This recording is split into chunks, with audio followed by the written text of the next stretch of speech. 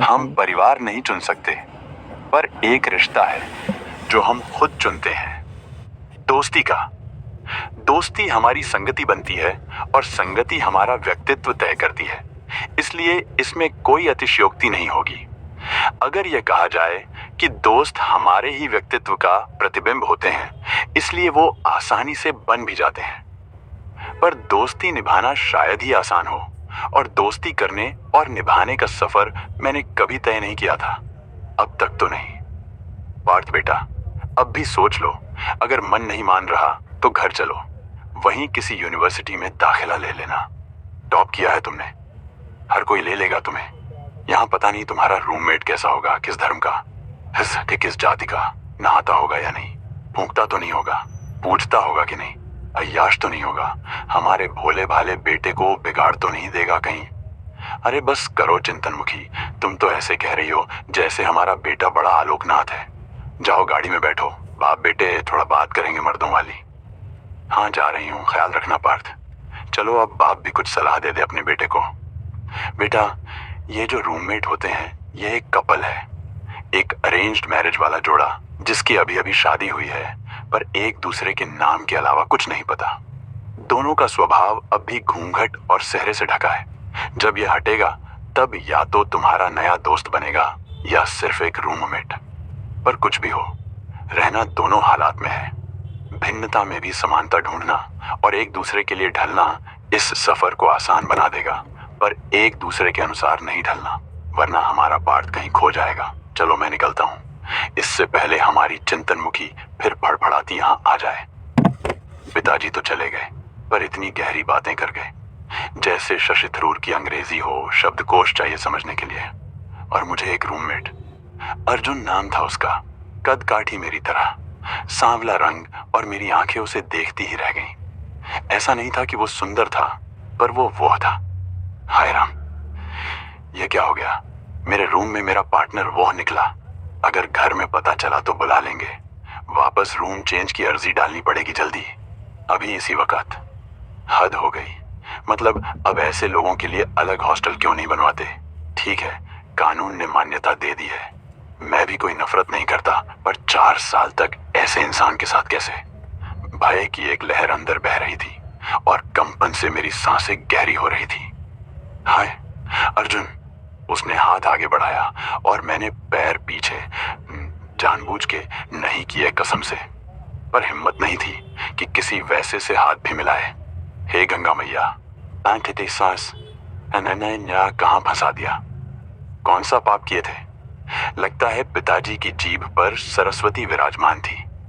हमें सच में कपल वाली फीलिंग आ रही थी और बात को फैलते देर भी नहीं लगी। सबने बातें भी बनानी शुरू कर दी।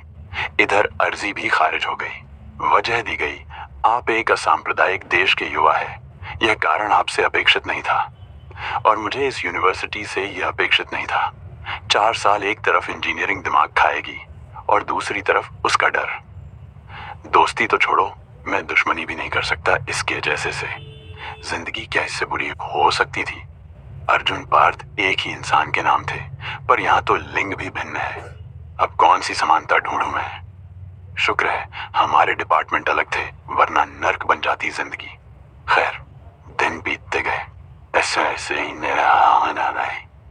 बातें सिर्फ उतनी होती थी जितनी काम की हो, वरना बाकी दिन पुस्तकालय या दूसरे दोस्तों के रूम में, जहां वो गंदे और बेहुदा सवाल पूछते और अर्जुन का मजाक उड़ाते। अपनी किस्मत का गुस्सा निकालने के लिए मैं भी थोड़ा बहुत शामिल हो जाता, और 2 महीने यही करते करते कैसे कट गए पता नहीं चला। शायद कभी चलता भी नहीं। अगर वो रात ना आई होती, वो भिन्नता में समानता नहीं दिखी होती, तो अर्जुन पार्थ की कहानी न लिखी होती। मैं और वो अपने अपने बिस्तर पर रोज की तरह लेटे हुए थे। मैं रोज की तरह चादर ओढ़ के लेटा हुआ था, तभी पेट में दर्द उठा। कुछ देर तो मैं पेट पकड़ के लेटा रहा, फिर अचानक हल्की सी चीख निकली और अगले ही पल मैं अस्पताल में था। बीच में क्या हुआ कुछ याद नहीं, कुछ भी नहीं। दोस्ती तो छोड़ो, मैं दुश्मनी भी नहीं कर सकता इसके जैसे से। पर कुछ ऐसा देखा जिसे देख बातें अपने आप साफ हो गईं। मेरे हॉस्टल के 2-3 दोस्त थे, पर वो नहीं था, अर्जुन नहीं था। पर कुछ तो अजीब था। कुछ खटक रहा था तब दोस्तों ने बताया कि अर्जुन ने एम्बुलेंस बुलाई, मेरे घर वालों को खबर की और मुझे मेरे दोस्तों के साथ लेकर यहाँ आया। खैर, इतना तो हर कोई करता है, मतलब कोई भी करता, मैं भी। फिर कुछ ऐसा पता चला जिससे ये समझ आया कि हर कोई सब कुछ नहीं करता, कुछ कुछ ही करता है। डॉक्टर से पता चला कि मेरे इलाज से पहले जो एडवांस गए थे वो अर्जुन ने दिए।